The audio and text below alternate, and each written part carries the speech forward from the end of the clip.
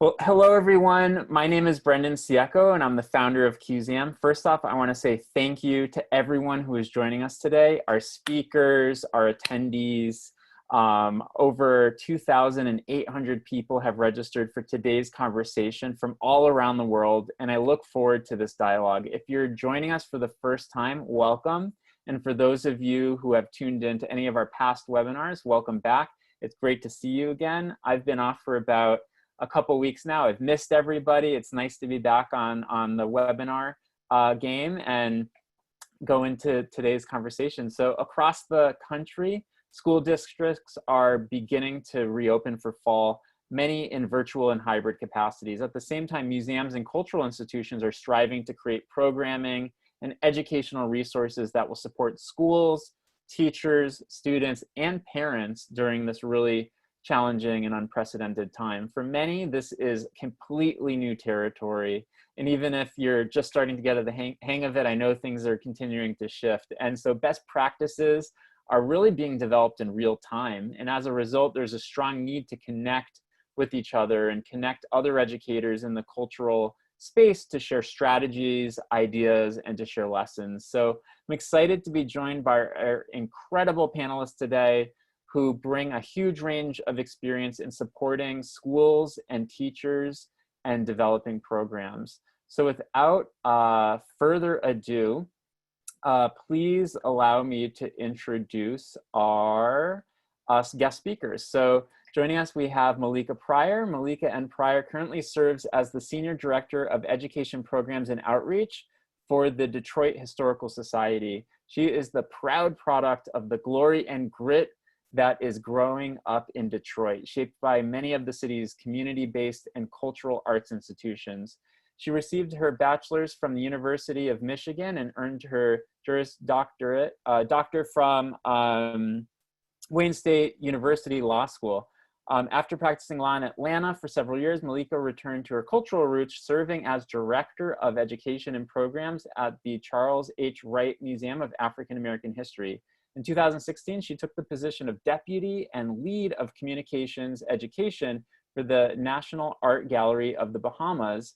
And as an independent curator, Malika elevates narratives that inspire and compel. She is the 2019 Knight Arts Challenge Award recipient for her project To Whom Much Is Given, an exhibition and suite of transformative youth programs inspired by the life work of two Detroit icons, Del Pryor and Josephine Harold Love. Thank you so much for joining us today, Malika. Thank you for having me. Thank you. And also joining us, we have Grace Torres as the Manager of School Programs at the Perez Art Museum, Miami. Grace is responsible for welcoming K-12 students and educators to the Perez Art Museum, Miami, through the Knight Schools program. Big shout out to the Knight Foundation, by the way, two in a row here. She oversees PAM's school tours, educator workshops, and coordinates special events for K-12 teachers, including teacher happy hours and panel discussions. She has previously worked at the Nantucket Historical Association and City Year Miami. Grace has served as the president for Miami's Emerging Museum Professionals chapter and was a founding member of Miami's Museum Workers Speak chapter. Grace holds a master's in museum studies from Johns Hopkins University. Thanks so much for joining us, Grace. Thank you for having me. Thank you.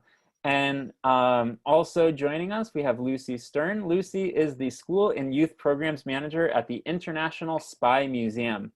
She oversees many aspects of youth programming at SPY, including student workshops, educator professional development, and youth public programs and festivals. Her focus is on creating engaging hands-on experiences that highlight critical thinking and problem-solving skills. Having helped launch the SPY Museum's award-winning virtual field trip program in 2012, Lucy is the lead educator for all virtual youth programs and has spoken on panels regarding best practices for virtual programs. Lucy also serves on the exhibition development team, most recently researching and developing exhibits for the museum's move to their new building in Washington, D.C.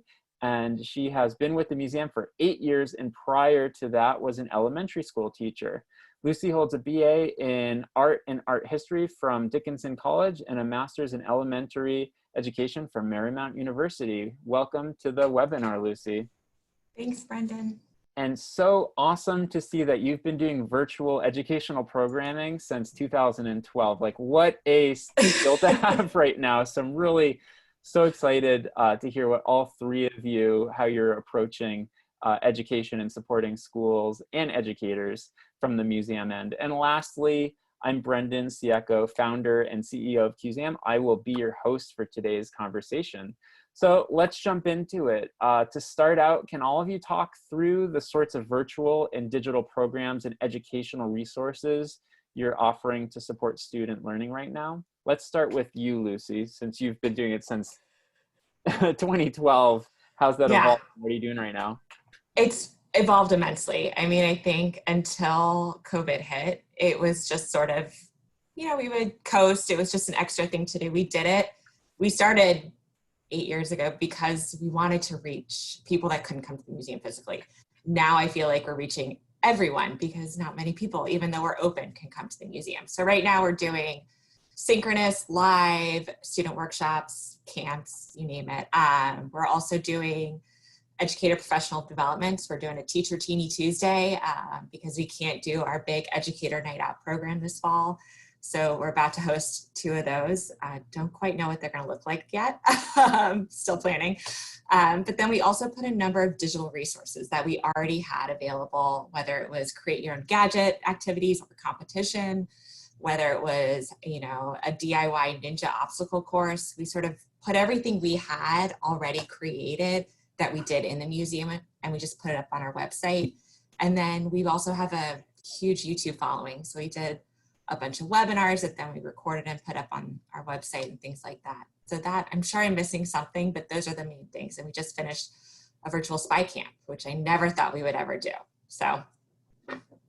Wow, that's exciting. And it seems like there's a wide array. So let's kind of start broad as we are here. And then I know for the rest of the program, we're going to kind of dig a little bit deeper into some of those areas. So Malika, how about you? Can you talk through some of the different types of programs you're offering right now to support student learning? I think we lost Malika for a second. So Grace, can you jump on that question? Of course. So my focus is specifically creating content and programming for K through 12 audiences. But I will say that the whole education department has been really involved in creating content for families and who would normally be visitors through various media. So I'm going to focus specifically on K through 12. So our biggest and newest offering is Pam in Your Classroom. That's a 2-part digital program that we're offering in lieu of our in-gallery tours for K through 12 classes. It's 2 sessions, it's live, it's through Zoom, and it's a way for our teaching artists to engage in a conversation with students about a piece in the first session, and then in the second session, the teaching artists guide them through an art making activity. We also have 2 types of curriculum resources. One is a PDF handout, and the other one is a PowerPoint that we create, and both are similar in content. There's slight differences, but very similar in that they outline information and provide context about a certain art piece. They include vocabulary, Florida State standards, inquiry questions that we would normally use on tours. We try to make everything available for teachers through those 2 resources. Additionally, we are also, I'm also collaborating with our manager of gallery and studio programs to create art making videos that would work for both families and for classroom use. And we also started off a new series, a teacher webinar series called A Whole New World, that allows teachers a chance to discuss changes in the online learning environment and what they're experiencing, what their students are experiencing, and that's in collaboration with a local community organization. Excellent, thank you. And Malika, what types of virtual and digital programs are you offering right now at the museum? So we have an active digital survey that we forward out to teachers pretty regularly whenever we, facilitate an experience for a school. However, we recently embarked on an evaluation journey with the University of Michigan School of Information. A body of their graduate school students worked with us to build out a universal programs evaluation to assist us in getting a broader sense and a broader view of how and where our programs across the entire department were making impact and how they were making impact. So in this new fall iteration of programming, which of course is very heavily virtual, we'll be employing that evaluation for the first time. And what we've decided to do, and coming back to those conversations that you're having with yourself that then become urgent and immediate and necessary, is really baking into our programming the idea of engaging evaluation consistently, and not just handing out the survey and taking a look at it and then identifying data, but really coming back via focus group and small group and having those more intimate conversations around where we're making impact and how. So I'm really excited about that because it's one of those other, sort of opportunities that have come into play as a result of what otherwise is a pretty difficult situation. So we're excited to get that going. Excellent, excellent. And just because there was a little bit of a technical issue early on in the conversation, can we cycle back on maybe one virtual program that you've spearheaded at the Detroit Historical Society, and then talk about some of the feedback, what you learned through the evaluation that maybe tweaked or pivoted the programming a little? Absolutely. So interestingly enough, it was the one that I unsuccessfully communicated to you all earlier, and that is our lesson plan clearinghouse. What we've decided to do while lessons as they currently exist continue to be available to teachers, interestingly enough, we were getting feedback and just looking at how teaching and who's teaching has been shifting in the state of Michigan in particular. There's been an increase, and more significantly, a number of homeschooling parents for a variety of reasons. And so we knew that we were going to need to take another look at our lesson plan clearinghouse, just on the basis that in many instances, parents with all of the best intentions may be great at, rearing their wonderful young learners, are not necessarily as skilled and adept in the classroom. So what is it that we could do around the lesson plan clearinghouse that would be able to assist this new body or increasingly large body of educators who probably are not formally trained. However, with the advent of so many students either moving to, as of March in Michigan, moving to a purely virtual platform through the end of their school year, what we realized, to the extent that we had not already been doing it, was that we really had to pick up the pace. And we were hearing from teachers, particularly in social studies, because state standards can vary widely and wildly. It can be hard to find texts that will consistently communicate the standards that you're expected to articulate to your learners. So providing sway presentations, links to our Encyclopedia of Detroit, those supportive materials that help to make the lesson and the experience more real, more dynamic. So while the lessons were cool before, with our updates, what we are including are those pieces that often social studies teachers have to glean and gather and collect independently in order to give that historical lesson more light and life. And that gets harder, of course, when you're teaching virtually. You can't pick up the magazine. You can't just write something on the board. You can't have the kids gather around and artifact in the classroom. So being able to provide those additional supports pretty systematically is one of the ways in which we have already begun and will continue to update the clearinghouse to just make it easier for our teachers to be able to create a whole lesson.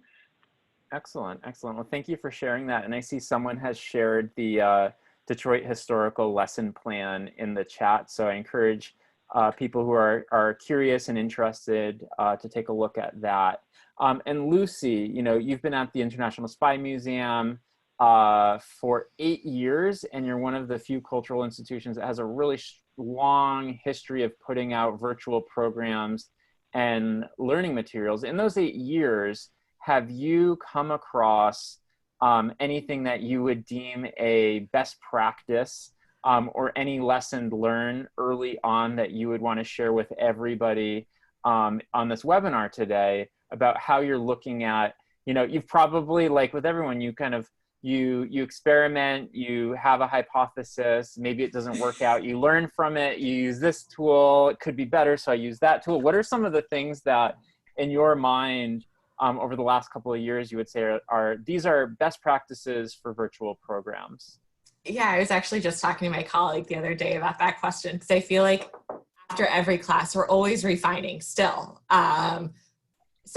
You're never, a lesson is never put on the shelf and done. You're always refining it, or, you're always adding new slides or hiding new slides to a PowerPoint based on feedback from schools or teachers or students.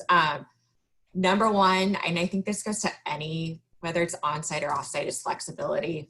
I mean, and I'm sure Grace and Malika would agree with me, unless you're flexible, especially right now with virtual, then it's not the right platform for you. I think you almost have to take a deeper breath when even creating these programs and try something out. And if it doesn't work, try something different. So what has worked for us, and I think it goes with our, theme of it's mission driven. Every workshop we do, every program we do always has a hook. And I think for learners right now in the virtual realm, that's key, because they're not physically in our museum. And like you said, everyone has Zoom fatigue. So how do we get them engaged when they're just looking at a computer screen? Well, let's help GW, figure out the secret ink formula, or, let's see if you guys have what it takes to be a spy. And so we immediately hook the learner in. And I think that's key for any virtual platform. We also have modules. And I think when you're creating lessons, that's huge, because you can take one thing and put it in, but then let's say you realize that class is actually 5th grade and not 12th grade like you thought they were. So you're going to switch gears and then put another module in that's actually hidden in a PowerPoint slide. I also think look at what you have already. There's no need, if you're just starting out with virtual programming, there's no need to create something brand new. And I think Grace, Malika, chime in if you disagree, but look at your exhibits, look at your content, look at your programming that you already offer, and see what components work, and then see how you can make it virtual. Just because you can't physically show the kids something doesn't mean you can't put it on the screen and manipulate it somehow, or show a video, or have the kids get up and move. If they're in their home environment, have them, find something of a similar shape to a piece, or have them, look like a piece of art. I don't know, I'm thinking off the top of my head, but get them activated as well. I'm sure I'm missing things, but I think flexibility and creating modules, one of the best things we ever did was create a generic program. And I think that's key too, because field trips, I don't know what a field trip will look like going forward. But now people can't come. People can come to the museum, but not, the 60, 70 group people that we used to have. So, it's not a virtual tour, but that to us isn't quite the spy museum, but let's put them in the shoes of a spy. Let's test their spy skills. And so I think that's a generic program. So if you guys can create a generic program that can work for a variety of ages, that's huge. Thank you. So that's really interesting. I'd love to hear your perspective on this, Grace. The idea of reusing, previously developed materials and framing them differently, being flexible and agile about some of that content. Are you taking a similar approach to Lucy, or slightly different approach to Lucy in the Spy Museum over at the Perez? Yeah, so it's actually kind of similar. It's a mix. Actually, a lot of the resources that we create for teachers are the things that we are using, the teaching artists are using during the Pam in Your Classroom sessions. So it does build off of certain resources that we were creating before the pandemic hit. So for example, the PDF handouts that are available on our website, those that have been available for years now, but we've been slightly tweaking them here and there, improving them. And PowerPoints, we've had PowerPoints in the past, but we've started structuring them differently and offering more information, more context. And so specifically in those two resources, we are building off of what we've already done. But definitely with Pam in Your Classroom, we're also thinking about what is the main experience that we want students to get out of it, and making adjustments to that program, or what that program could be that is very different than our in-gallery tours. But yes, a lot of those specific materials, we are using things that we've used in the past, content creation processes that we've used in the past, and just continue to build on them. Great, thank you. And shifting gears a little, I'd love to hear Malika's perspective on this. Internally, who is involved in creating this virtual educational programming and resources and delivering them to the students? Is this one person? Is it multiple departments? Is it a cross-departmental effort? How does that take form at your organization? So from an internal development standpoint, most of the heavy lifting lives within education programs and outreach. However, there are some experiences that curatorial really has a very strong hand in. So our Encyclopedia of Detroit, which of course is available to all, but can be a really, really useful resource for educators if they're talking about a specific period, if they're focusing on Detroit history, if they're striving to connect the history of Detroit or Michigan more broadly to national moments. There's also a Speakers Bureau, which is primarily hosted and facilitated by our curatorial department. And a lot of our editing happens between both our department as well as our digital archive. So there's a good bit of teamwork. However, when it comes to the development of our new virtual live tour offering that we'll be making available in October, that interpretive work, the creative build out very much lives in my department in education. Thank you. Grace, how does it look at the Perez Art Museum, especially factoring in the teaching artist component? So essentially all of the resources that I oversee are developed by my team of very talented teaching artists and myself. And often the process is that I set some guidelines. This is what this specific project needs to include. And then I really try to encourage them to think creatively about a way to create the content. Now we have a template, but at the beginning, and even now, kind of like what Lucy said, there's a lot of trial and error. Things just continuously get improved, small tweaks here and there. And I try to really encourage us to think creatively because I feel like they're our best resource. They are our hive mind, and through them, we could create really great and creative content. And I try to give that opportunity for them. But yeah, just us talented teaching artists and myself. Excellent, excellent. And Lucy, how about on your end? Is this a cross-departmental effort or just your department? So my department sort of falls in a bigger scheme of exhibitions and programs. So it's adult education, youth education.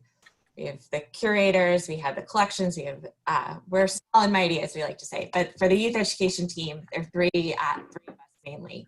And so we work closely, but we'll usually bounce ideas off each other, or we'll call in our curators or call in our collections person just to sort of see what their perspective is, or they might think of an artifact or story that we might not have even thought of.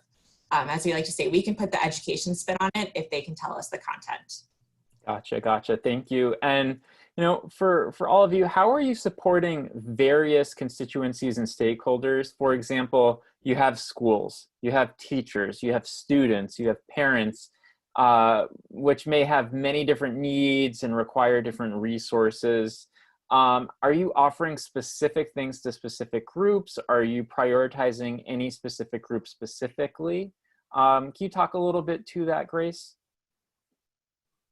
Of course. So we really try to be inclusive in welcoming any group that's K through 12, both when we were at the museum and now digitally. Our main partner is definitely Miami-Dade County Public Schools. So a lot of the feedback that we get is based off of what we hear from them and what they need, and that kind of guides us in the content creation. We do try to make sure that all of our content is very straightforward and easy to use. So that's part of the reason why we actually use the content that we create in our own programs to try to work out any little bugs and to make it even better.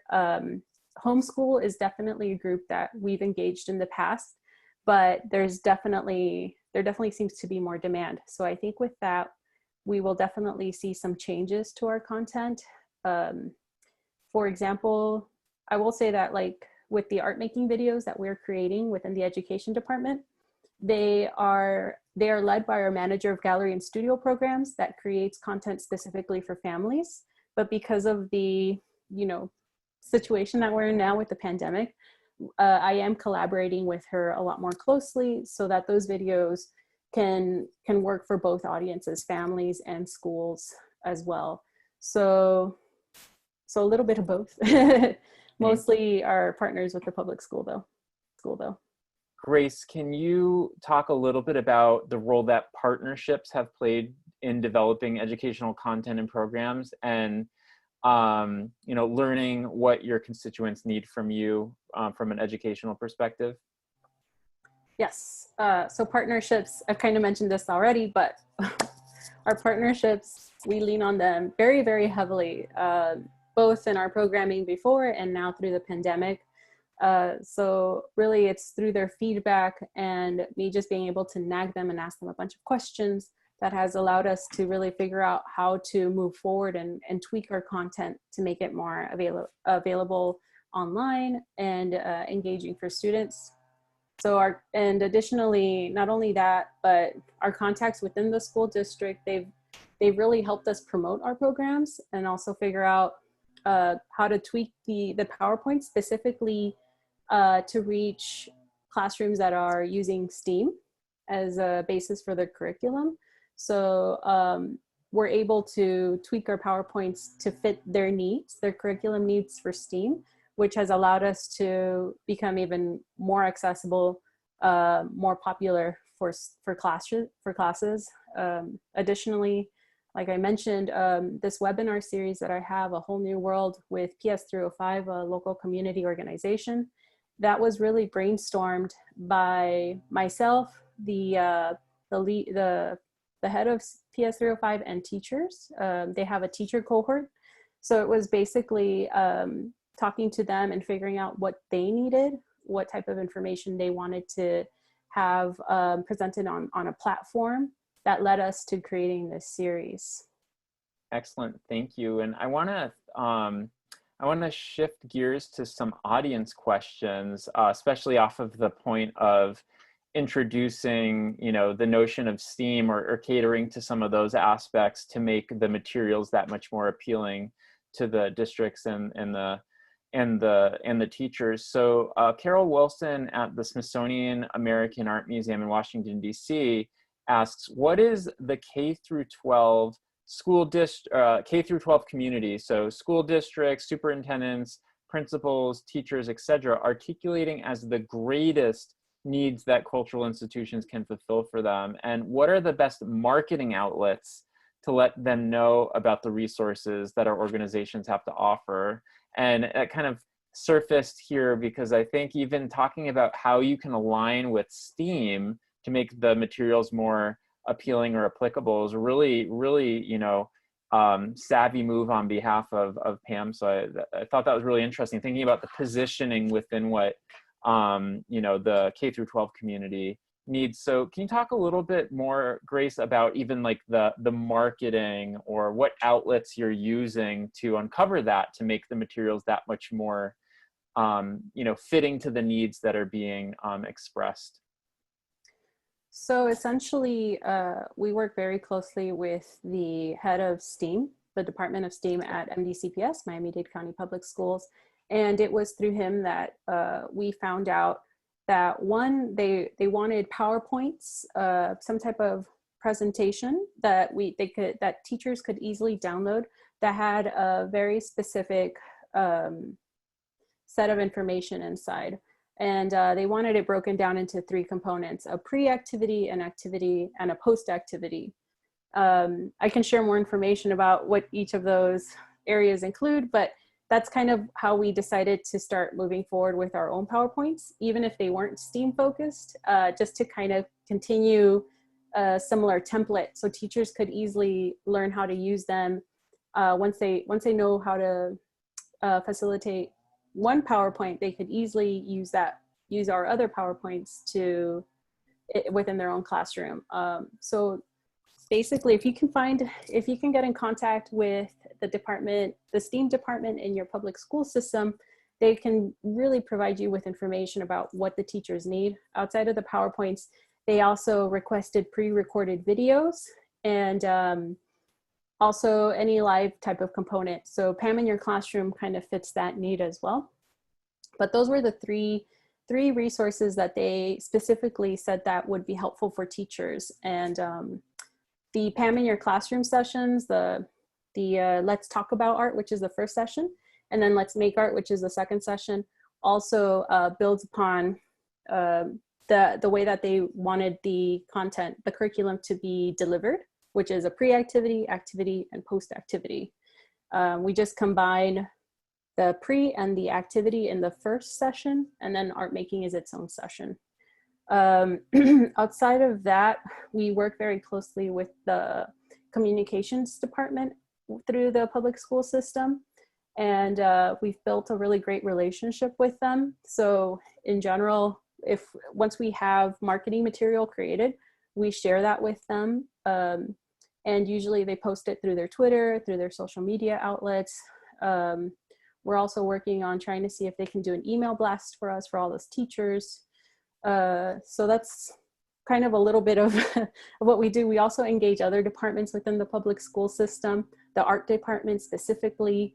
And I work also very closely with the new teachers and the department that welcomes those new teachers to try to really get them to be aware of the different resources we offer at PAM. Thank you. Thank you. And Lucy, what's been the best marketing outlet for all of the materials and programming that you're creating over at the International Spy Museum? Yeah, so I think that's a twofold question. One, I think social media, our website, making it clear and easy to find for teachers. But and I think Sarah Jenks over at Ford's Theater, I think in the chat said 2 places: Center for Interactive Learning and Collaboration, CILC. They are at the forefront of sort of a database of all cultural organizations and institutions that offer distance learning programming, but also Field Trip Zoom is another organization, and Streamable Learning. But I don't know anything about Streamable Learning. I only use those, Field Trip Zoom and CILC. But I just want to also, don't just think about your local school district. Think about, you can now, virtual is great because you can look at the entire United States. You can look internationally. I mean, that's, I think, we're so, right now, I think because of the pandemic and servicing our local community, which we are as well, but I also think you're at this great resource to now reach people that you might not have been able to reach before. So just keep that in mind for everyone. Thank you. And I want to grab the most highly upvoted question from the audience, which comes from anonymous attendee. How do you balance charging for educational programs versus offering them for free during the time of COVID? Many orgs need funding, but do schools have the funding for our programs anymore? What are your thoughts on that, Malika? Yes, so there are 3 pillars, strategic pillars of the Detroit Historical Society: financial sustainability, DEAI, and best-in-class experience. And what I have encouraged my team to do with those pillars is to bend them into a braid, because braids are pretty darn universal. There's almost no culture that doesn't braid. They are strong, they are reliable. And what it does is it helps us to think about and imagine and visualize these pillars as inextricably tied to one another. One of my pretty consistent refrains is all of what it is that we do, irrespective of our department, and various outcomes that we need to be able to meet, both with respect to revenue, but obviously with respect to mission, is engagement. They're all engagement. They are all about building relationships that allow the institution to sustain and to grow so that it can continue to serve in the very best way that it can, because each institution needs to be able to do what it needs to be able to do, and that's why so many different museums are necessary. So that probably sounds like a really big philosophical answer to a much more pointed and kind of bottom line, staying in the black sort of question. But one of the things that we've also had to do is to be honest with ourselves. The likelihood of us having the same, generating the same revenue as we're experimenting with new forms and formats is relatively small. So when it comes to, although hope springs eternal, but so when it comes to, and can you guys hear me? Yes. I'm like so nervous. Yes. No, thank you so much. So when it comes to, for instance, our virtual tour, a live virtual tour, that will have a charge. However, the enhancement that we are creating that includes video remain free, because there's a degree to which, as museums, I think, and I also think it's safe to speak for the society when I say that there are just some things when it comes to serving as the public trust that you cannot compromise. There's a level of accessibility that just must always be present. And so sometimes striking that balance can feel a little bit difficult. However, what I would also say is this is a moment for museums, and pardon me if this comment is slightly off topic, but I don't think it's a digression, though, I promise. That I think this is an opportunity for museums to think about all of the things that really are tied to who they are or what they're becoming that we haven't necessarily been brave enough to do, and to consider that with a little bit of faith. And I know, so often we are very much facts driven, but a willingness to invest in something that we haven't yet seen materialize is broadly by definition faith. And so to have a little bit of faith that our willingness to do those things and to be brave in ways that perhaps we haven't been willing to be brave will also glean funding, which isn't revenue, right? It isn't earned revenue in the way that we think about tours, but it is funding. It is sustainability in action, and it will underwrite those opportunities. And something that is crisis, which is often the case, quite frankly, creates opportunity for us to delve into new spaces and become a better version of ourselves. And so I think that, and so when I talk to my staff about that grade, know that these things, right, they're not mutually exclusive. And there are other ways for us to think about what it means to grow and to sustain. Great, thank you for sharing that, Malika. And I really love the metaphor of the pillar into the braid, and think that that's a really interesting way of looking at this, this area right now. So thank you for sharing that. So over at the Spy Museum, Lucy, how are you thinking about kind of that dynamic of free versus revenue generating for your programming? Yeah, unfortunately, we do charge for our programs, and we've actually had to increase. They used to be $85 for a workshop, and we've sort of increased it over the years to now it's $105 for up to 40 students. And I meant to say earlier, keeping your classes small, I think, is huge too. And I know we're talking about that in the chat, but just wanted to get that out there. We are looking at PTAs. I think PTAs are a great resource to reach out to right now, because this year there is money. A lot of it is going to go to technology, and making sure all students have, the resources they need to do online schooling if that's the path they're going in, but they're also not taking field trips as much. So looking to the PTA, I think, is a great resource. And I hate it when teachers have to spend their own money for a class. It breaks my heart, but I'm also going to make sure that it is money well spent. And I've never had a teacher who just done that say it was not worth it. They always say that their kids, it was the most engaging, session their kids have had. I wish I said we could offer for free. I wish we had grant funding that could, cover the cost, but there are multiple different avenues.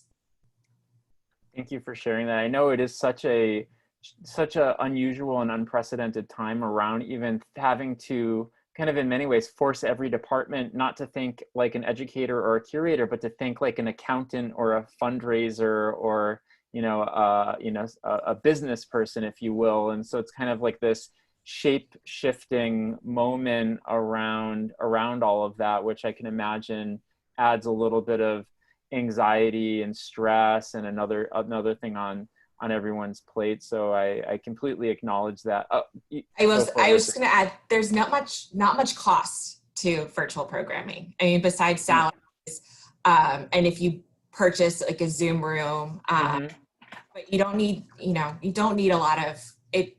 Throw a lot of money at it.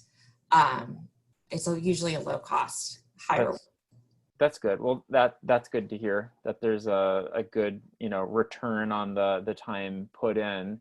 And one thing, it kind of goes back to what you were saying, Lucy, and we're only going to spend a little bit more time on this question because it was the most voted, that revenue dynamic, which I know is a pressing, urgent, very timely question right now. Is you spoke earlier about increasing your scope or your lens to not just, think about the ability to reach your local community, but also the global appeal of the content. And just anecdotally, the proof is in the pudding for the International Spy Museum, because when you look up, I'll tell you the story. We were trying to find a fun and unique and educational way to celebrate a colleague's birthday here at Cuseum. And so we wanted to do so in a way that supported a museum, do so in a way that was educational and different. And when we went on Google for like virtual birthday party events, Spy Museum's virtual top birthday parties comes up. The IMAG History and Science Center, I think they're down in Florida, but I could be wrong. That also came up. So it's just interesting to see that randomly, I would imagine, people who are looking, think about all of the people in the world right now that are looking for unique, creative, and educational ways to celebrate a birthday, are stumbling upon a museum somewhere, halfway across the world or halfway across the country. And that, $100, $200, $300, whatever it might be, is flowing in as revenue that would have otherwise not been realized. So I found that to be really interesting in thinking about, there is a chance that the great content you've created about this exhibition or that program or this virtual opportunity will be accessed and open up a more global distributed community that will hopefully make donations, hopefully become a virtual member, hopefully visit you and spend money at your gift shop in your cafe, when all is said and done with this pandemic. But I was really inspired by that, and just personally encountering it through a search engine. I also think just to add on to that quickly, from an adult education perspective too. I mean, I know we're focused on the K audience, but I'm sure Grace and Malika can also attest to also adult education. We do happy hours of virtual scavenger hunts, things like that. Think outside the box. Virtual it shouldn't be a negative word. Thank you. So we only have 2 more minutes left to go. I really wish we could have spent more time on all of these questions, because there's just so much to cram into a 1-hour slot. So maybe we'll have to do a part 2 and respond to some of these areas that we weren't able to touch on today. But in closing, other than this being a really instructive and informative conversation, just looking at the dialogue in the chat, both from the perspective of these awesome panelists that we have, all 3 of you are amazing, but even amongst the community in the chat, I'm just looking at the exchange of what's working, what tool can I use, what framework or template, or can you send me a lesson plan, is really amazing to look at the support system that exists here. So after this webinar, we'll try to compile all of your questions, ideas, and solutions into a living and breathing document to share with the community at large. So feel free to share any of your final thoughts or questions here in the webinar chat, or email them over to hello@Cuseum. And the fact that you're here shows that you're taking proactive steps to prepare yourself, your department, your museum, your institution. And that's an amazing feat in itself. And I know there's a lot of trial and error and question and answer and iteration in this. So I really appreciate everybody's sharing and exchange of ideas and best practices today. And to kind of tie a nice bow on the conversation, I'd love all three of you to leave us with one idea we can bring back to our organizations, back to our communities during this time. So Malika, Malika, you're back. Your video's back. Oh my goodness. Amazing, amazing. So right in the nick of time. Could you share one big idea that we can bring back to our institutions? Well, what I would say is this: keep going. Be willing in this moment. I know that we have to be smart. We might even feel like we've got to be a little bit scrappy. It can feel overwhelming. We are all navigating time and space in a way that we still don't fully understand, because in our lifetime, we haven't had to do this before. But you will get there. You will do the things, you will survive, you will find the ways to thrive. One of the things that I love about working on the education side, although I started in development, is that it is just a space where people know that they have to be flexible. You're talking to everybody, you're having to engage everyone. So you really do have the tools and the answers within you already. Value that, really value that, depend on your partners, have conversations collaboratively with your colleagues at other museums, be very open, and know that you've got it. Keep going. Excellent, thank you for that, Malika. And Grace, how about you? What's one idea that you want to share with the museum education community right now? I think it's be open to experimenting.